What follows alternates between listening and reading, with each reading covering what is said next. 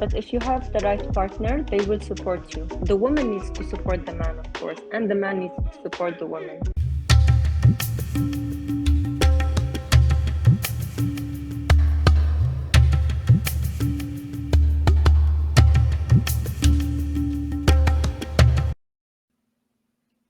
Welcome back to another episode of the Logistics Monk Show. Like I always kind of say, I'm always intrigued about having conversations with people definitely around the world. Last week we had somebody from the UK, and today, like I said, we're going global a little bit. So that means we're doing something right here on our end. We have an amazing guest today who basically lives between Berlin, Germany, and as well as Dubai. And like I always say this, I feel like I'm repeating exactly what I say every week, but it is the truth. Anytime I have a pre-chat with anybody, a guest to come on the show, it always feels like I'm interviewing a friend at that point, and it doesn't feel like we're trying to like get this guest on our show to have all these amazing conversations with. So today's guest, by with no means, is going to be somebody that, like I said, is somebody that I'm personally inspired by. The conversations that we have were progression, and it was moving forward in those conversations. So we have Nesrine Bengra, who's going to be joining us this morning. And Nasreen is a dynamic individual who just like really thrives on embracing diversity. And she's actually recently married, so welcome to the marriage club, to her and her amazing partner. And she has a passion for connecting with people and building bridges between cultures. I truly believe, going through the rabbit hole of doing my research, is that Nasreen has become like a true advocate for inclusivity and understanding. you know that's something that I always try to bring on with our guests here and try to have different perspectives from all over. It doesn't matter who you are or what you kind of do, but what really attracted me to like seeing, wanting to have Nisreen on our show, was that, to me, through her social channels and everything that she posts, she's a catalyst for positive change. And Nasreen just seeks to inspire individuals to kind of like break down barriers. And that was one of the things that I kind of saw, because I'm not going to go too much into the intro because I do want her to actually share her amazing background. So that is something that really intrigued me to have this conversation with Nasreen. And like I said, our pre-chat was 20 times more better than what I was expecting. So without further ado, I want to introduce Nesrine Bengra over to the Logistics Monk Show this morning on today. We're so excited to have you on. Hey, Nesrine, how you doing? Hello, good morning, where you are, and here it's going to be good evening from Berlin.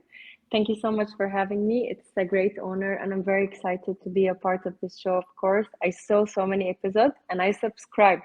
So I'm going to follow the other episodes as well. And I'm sure that you're going to have incredible, amazing guests.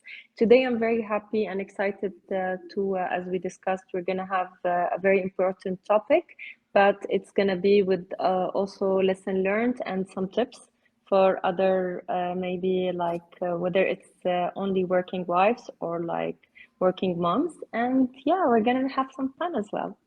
Yeah, and that's what we want to do. Like I was kind of telling you in the pre-chat, and I kind of tell everybody, I don't want to have conversations with you that you've had with other people. In terms of like, hey, what do you do? Like, I'm gonna ask you like, what do you do, and like, just so people have an understanding of who you are. But I don't want to go through the same vanilla questions that you've been asked on other podcasts. And I actually, if I stand correctly, I think this is your very first one, right? So It's we're my kind of, it is, right? So we're setting the bar. So let's get started with it. So this way, tell everybody a little bit about your background, and we can kind of go from there. Yeah, sure. So I'm originally Algerian and I grew up in Dubai. My father was there in the country for more than 45 years as a petrol and oil engineer. Of course, I did engineering and it was not like it didn't resonate with me. So I jumped into marketing and events. I worked in so many things for like the Abu Dhabi Film Festival. It was in the capital of UAE. I worked with the other projects as well. And then I volunteered for starting a football academy for kids that their parents cannot afford to put them in big academies. And through that, a coincidence happened that I met the general manager of a polo club. And that's where my life changed. I sat and I was invited to an event because it's a sport event, and I didn't know he was the manager. And I started to talk, and and he's like, yeah, yeah. And after that, I was asked to go for an interview, and I'm like, what? And I got to do later, when I got the position in the polo club, I got to do a lot of amazing projects. Of course, with the sports and the horses, it's super amazing. There was a lot of as well charity events. I got to do a lot of things with the media and more into what resonates with my soul and what I like to do. It's maybe it was long hours, and I I think it's very important, whether it's men or women, it's very important to wake up in the morning and say, I'm very happy to go to my job or to do what I want to do. Because just to have a certain title, to make your family or your friends or whoever happy, but you're kind of dying from inside, I think you live once. And this is my advice for like everyone. Yeah. I love So. that. And your extensive history that you're kind of talking about there. You went from with marketing and everything like that, and the engineering and so on. I want to unpeel that a little bit and ask you about that a little bit. Um, did you did you feel any kind of like pressures, anything like that, when you decide that you did want to switch like your career? Because I know we kind of feel that a little bit here in North America sometimes from here, but I'd love to hear your experience with that. Actually, I worked in engineering for 4 years, and I came here to Germany the first time. It was a training, so I came from UAE here, and but I think my parents, they were always telling me like, it's good, you're an engineer, we're very proud, blah blah blah. But in the end, after 4 years, I started to tell them that I was not happy. I used to wake up every single morning, looking in the mirror and like at the mirror and say, I hate my job. And that was like, now maybe there is more information, you can find it maybe on online, where you understand that this is not a healthy pattern, and this is not good for you. When you don't feel right, it's not even good for your own health. But before that, it's like, it's like you have to listen, and there's not so much information. Then I got my very first life coach, and she's the one who actually helped me to switch careers, and she told me, or she taught me how to um, deliver the message to my parents in the right way. Of course, it was a little bit hard. Like, you want to do marketing? What is that? It's like it's kind of a joke. With like, I'm like, no, just because like my mom is a teacher, my dad is an engineer, and my mom used to push us to study, while my father saw that engineering is everything. But I think now, after they saw how much I did, and how I would say that I was doing things with so much passion, eventually they were very happy and very proud. Like whenever we have an event, they would go like, "Yeah, she's our daughter," and my mom would come on stage and like, "Let's take pictures." So I think that don't let someone else tell you how to live your life or what to do with your life. You can take advice. I'm against like people who go like, "Oh, I don't want to listen," because sometimes you can learn from people, or maybe you can like listen to everything and take whatever works for you. But if it doesn't, just do your own thing. I love that so much, Nasrina. It's so important. I've been an advocate in my life, in my sales career, that I could take a sales course, you could take the exact same sales course, and we're both going to take different things from it. Right? It's like reading a book, or like anytime we hear a song or see a movie, there's going to be certain things that we take that I feel like it relates to us a bit more, whatever we kind of take. And I love that you said that, don't let other people kind of decide your future for you. You have to live your life, right? And even with those like expectations from parents, like I love my parents. My parents are West Indian, and it's the same exact thing. I think it's the same in all cultures. You study, you go to college, you go to university, you make yourself you graduate, and then you get a job and things like that. But when I kind of told my mom like, hey, I want to get into sales and things like that, I was Mm, leaving a stable job, right? So I had a stable job that was like a Monday to Friday. I got paid like every 2 weeks. okay, I was stable, great. right? Like I had the vanilla life, but I wanted something higher, which like yourself, you did. Like, you wanted to go to marketing. That's more of a fit. I could not see you not being the person you are, with this your amazing personality and the way that you kind of care for the world and so on. And that reflects into like working for that company that basically helps kids being able to afford play with if they couldn't afford. What kind of lessons did you learn with that? Because I feel like in life, a part of it that we don't look at is like serving other people and serving like the universe. And I feel like once we kind of serve people, we serve the universe will kind of bless us on our end here. But can you talk a little bit about your 100%. experience, about, because you said that you met the coach at Apollo, because of that, and that's kind of positioned you forward. But what did you learn at that school? What I learned that sometimes people, if you like hide or preserve or try to save your energy and you don't interact, I think giving, the universe will give you back. Volunteering is very important. And I used to volunteer, like let's say I used to do with the American Vet Center in also in Abu Dhabi. I used to go and volunteer for cats, and it helped me to create a very nice community of friends. I used to say I don't need to just be the person who needs to have a job and then go home. I love to connect, and I always believe that once you do something, the universe or God or whatever anyone believes in will give you 100 million times more. So and even when I was blessed to have my position in the polo club, I remember that one of the projects I recently got awarded for, there was the Global Women Leadership Awards program. My parents traveled, and we have, as Muslims, we have Eid.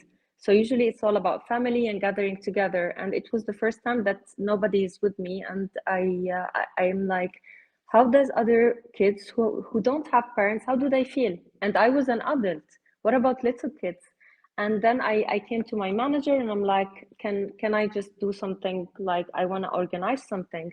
He's like, I didn't ask for money or like financing. It was just a crazy idea. And I spoke to a couple of friends. He just told me, I'll give you the venue. Anyways, it's Eid, everything is closed. And we did like this amazing. I still remember it, and the happiness of kids and like the Eid celebration and the gifts and everything. And I felt very happy. And I really believe in that.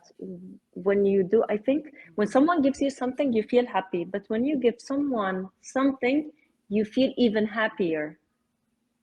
I always feel more satisfied when I do something for others. I just feel so blessed. It's like, thanks God, I have everything. I have my health. I have an opportunity. And and when we did this event, I took a couple of pictures with the kids.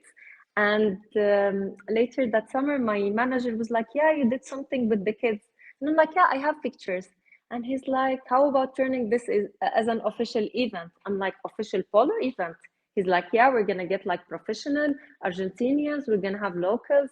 And later we got even like A-list celebrities who were a part of this initiative, raising awareness, because most of the charity events for orphans, it's more like sometimes it gets like prestigious, and it's gala dinners where a check is donated, but like it's not involving maybe sometimes even the widows or like the kids who don't have no mom, no dad.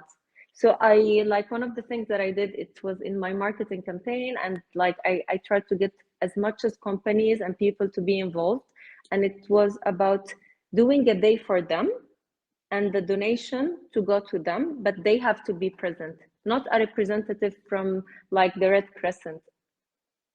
He's just an employee. I want the actual kids to be there. And yeah, I got successful. And until now, it's a part of the program of the Polo Club, although I traveled, but it's still happening and I'm very happy. So I Well, was blessed. congratulations to Thank you. you. That is such a big thing. I'm blown away by that, because you're serving, like you said, you're serving the children, you're serving the families, and like you said, normally they'll have the galas, they give a check, and like it's kind of very corporate or like very like formal. Exactly. But something like this, you're able to kind of really give back, and it's just a testament to who you are as a person. So kudos to you. I love that a lot. In our pre-chat conversation, we talked a little bit. You mentioned about that new Barbie movie that's recently come out, and there was a certain scene and just kind of like the empowerment that's kind of been going on. What did you take from that movie, from itself, and where do you think our society is going, if it's going forward or if it's going backwards, compared to what you're seeing right now? Yeah. Recently I got to see that actually the movie, the Barbie movie, made over $1 billion as a revenue in the box office, because so many people were labeling it as kids movie or a lame movie. But even though it shows like the hidden power of women and their influence. although it's just maybe to some people it's a lame movie, but it made money and it's a part of the economy and it's created opportunities for people to get paid, etc., etc.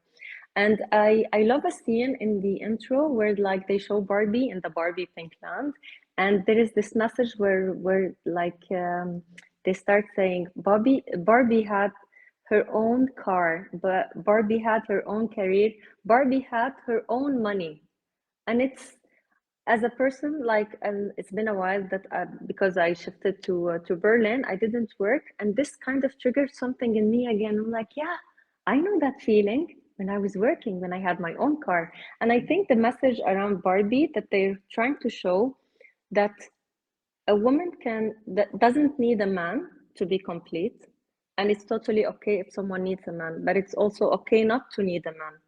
And I sometimes like women, like they say, if I get married or I have a partner, yeah, it's like game over for me, and let him do all the job. Or sometimes they start to blame, like, yeah, I'm married, I cannot do anything.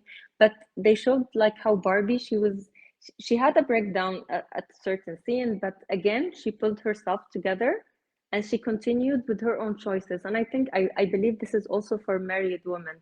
Oprah Winfrey once said, she has a very famous quote that says that you're not your circumstances, you're your possibilities. And if you know that, you can do anything. And I really believe that you cannot keep blaming the society or, yeah, my husband or my boyfriend is not letting me do this or that. I think that communication with communication, of course, if it's a healthy relationship, everything can be possible. And the woman, if she wants to do anything, whether you're single or you're married, you can do it. You have to work on your skills. You have to work on, maybe if you're in a new place, learn the cultures, understand it, and then find a place that really would value your skills.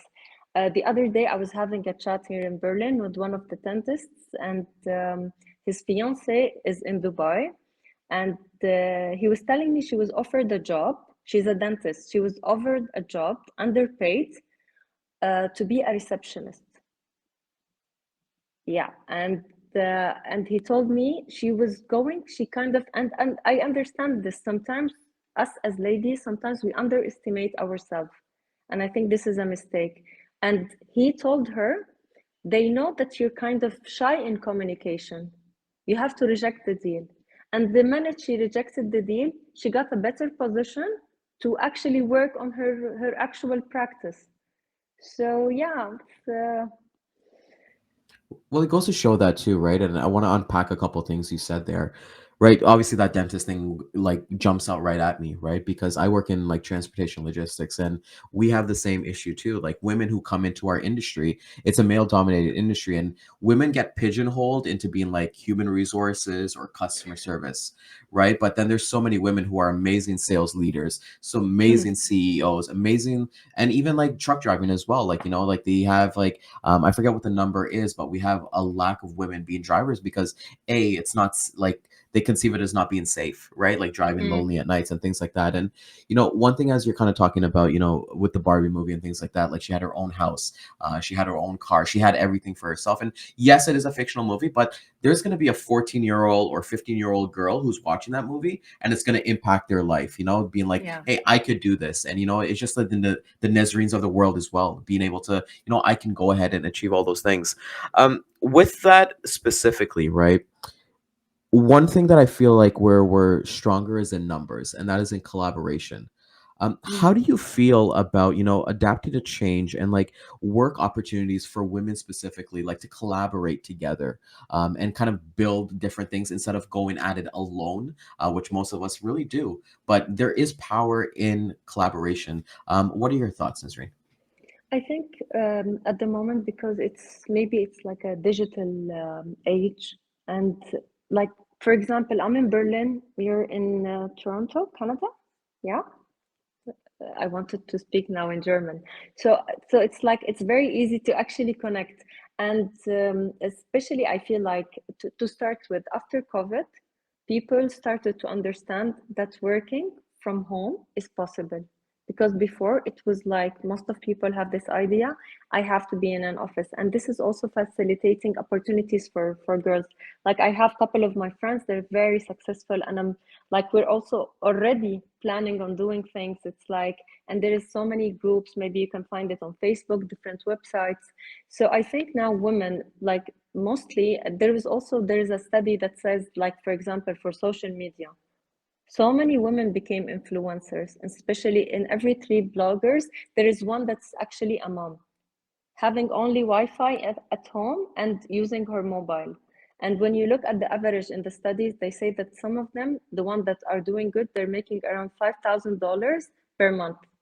So I think now, like, ladies are collaborating, whether it's in social media projects, whether it's in events projects, whether someone, I have another friend coming from Japan now, she's now in Dubai.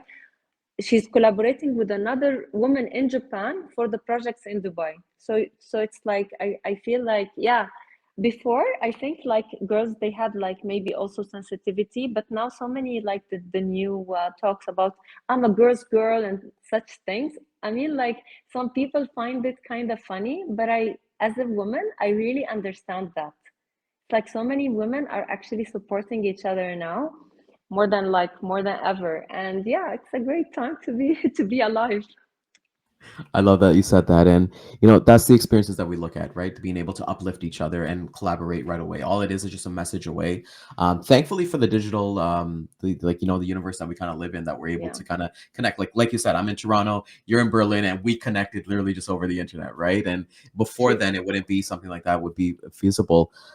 One of the conversations that we've definitely had was, you know, that housewife versus career. And you brought it up, you brought up some really good points in this conversation so far.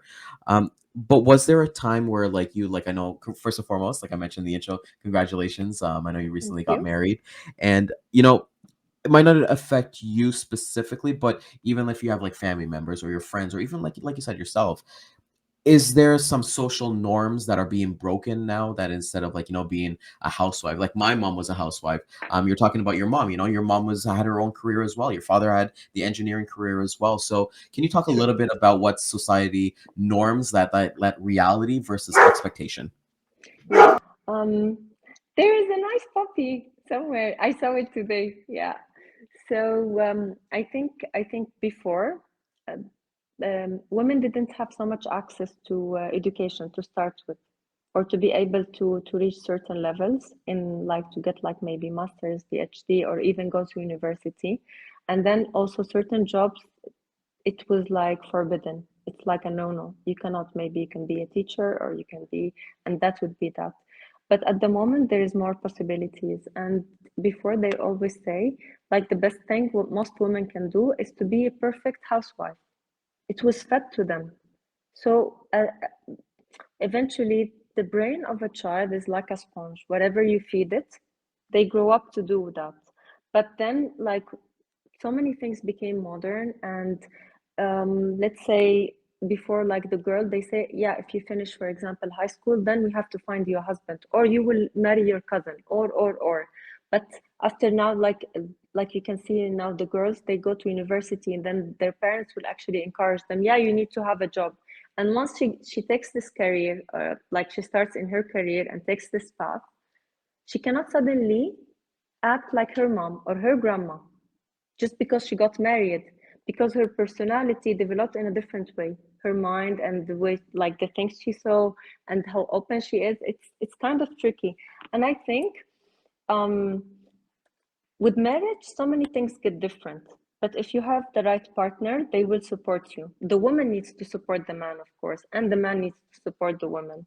And I think if both of them, they want to succeed, because so many men sometimes lose their jobs, for example. And if he stops the wife from just working just because, then who's going to help you when you don't have your job? And these things happen. But if both of them, they have an agreement, or both of them are open to actually let the woman grow also in her career, it's possible.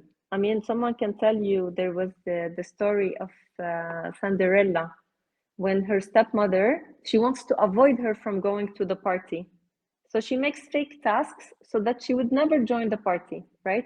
And it's the same. I mean, like the husband can give you 100 millions of tasks to do at home. You will never have time to actually spend to focus on your career or to have more courses, etc. So I think it has to be an agreement and a balance between both of them. Yeah, so I think now we're in a great time where it's okay for the woman to work, whether she's a mom. Nobody's gonna tell her you're a bad mom because yeah, you left your son, and nobody's gonna judge anybody. It's like it's actually more encouraged, and even like now the governments they're trying to give more spots for women. There is more. In German, it's called Mutterschutz. English, it's called women protection, mothers protection laws and more leaves and stuff. And I think it's a great time because it's not only in the society, even the governments and companies are actually supporting women to feel some sort of safety, even if they become mothers, or if like even in giving women without being like forget the mother leave, even in having some leadership positions. So yeah, I think it's a great time. Thanks Yeah, God we're I'm living in this era. yeah, no, it's a great era to live into, right? And I think it's the Netflix's chief of marketing. She's a woman, and she's like actively told her story. I was watching her on a podcast the other day, and the one thing that she says is that nobody understands, what it's like having kids and then being like a C level executive at the same time, right? It's two different Mm. things as opposed to a man itself. And I know here in Toronto, like my wife and I, we're all about collaboration. It doesn't matter. Like it's like even the constraints of like we go into a restaurant, it doesn't matter who gets the bill now, like it's like back in the day it's just like, okay, the guy got Partnership. you. Yeah, exactly, it's that partnership, right? And you have to understand that too, because we're looking at a life here in Toronto where everything prices is going crazy, gas is expensive, food is expensive, I feel like, Nazreen, like to go out in Toronto, just to go outside alone, it's going to cost you $200. You go to the mall and those things, right? So I love the collaboration of it. I was lucky that my parents weren't that. Even though my mom she was at home with us, it wasn't that, oh, my mom need to stay home. It was a Mm. choice by her. She was working, but I had a seizure when I was like 2 years old, and she decided Mm. I'm just gonna stay home. And like my dad, they With could my afford it. Yeah, yeah. and it's one of those things that I look at now. So I was blessed to be in that household. Like I don't know what my grandparents were like. I'm pretty sure they would have been like that. Man kind of rule the house. But coming back to it, what I like that you said was that Oprah quote. In terms of working together and going after what you need. Nisreen, what does the future look like for you? And what is that? What are you excited for the most? I think, to be honest, when I moved to Germany, even since a child, I used to go to Europe every year for vacations, like since I was 3, 4 years old. But to live in a foreign country, it you see the real system, and I think this helped me really to grow and to have different ideas and to see life in a different angle, and it helped me to really grow as a person. I'm also blessed because my husband keeps helping me to also explain so many things to me, and it's like instead of learning something in 10 years, I'm kind of having a crash course with him about Germany. And I think that I would say that I see myself as the future president. No, Yes. really, yeah, but I always, I learned this from actually from my life coach. She told me when you dream big, because once you allow yourself to feel that you deserve it, things are gonna happen. But most of the time, people don't feel like they feel shy even to dream or to wish for something. So I used to tell her, yeah, I'm gonna be the president, and she was like, yeah, you might be a president. Why not?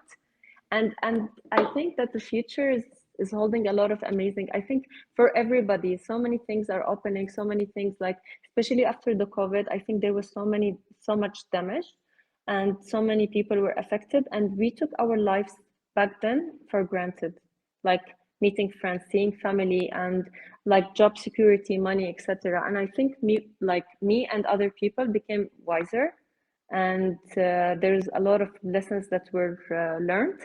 And yeah, I think next also for me, I'm writing my book, and it's gonna be called Sparkle Like You Mean It.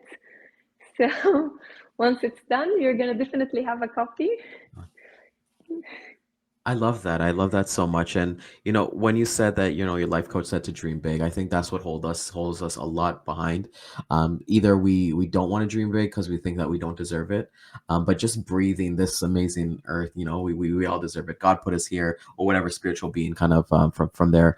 Yeah, This was so much fun. I truly had fun on this thank one. you. If people want to connect with you and learn a little bit more about you, about like what you kind of do and things like that, plug yourself away. How can people get a hold of you? Maybe I'm mostly on Instagram. By the way, I used to have another page that had like an Instagram, like 70,000 followers. Then I sadly lost it. It got hacked. But yeah, and now I have my page. People can connect with me. If anyone have a question about anything, even women, there is so many websites that I know. If someone wants to work online, there is other things like if you need to take crash courses, I'm very happy to share information for like courses for marketing, etc. So on Instagram, it's Nina dot 86. Perfect. And everybody, I encourage everybody to go follow Nesrine. It's awesome. So, Thank last question for you, Nesrine. What you. is your message to the world?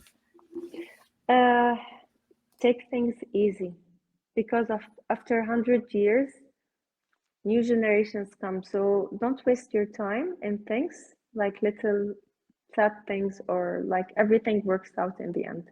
So take things easy. I love it. Thank you so much. I'm We'll see everybody happy. next week and take care. Thank you. Take care. Bye.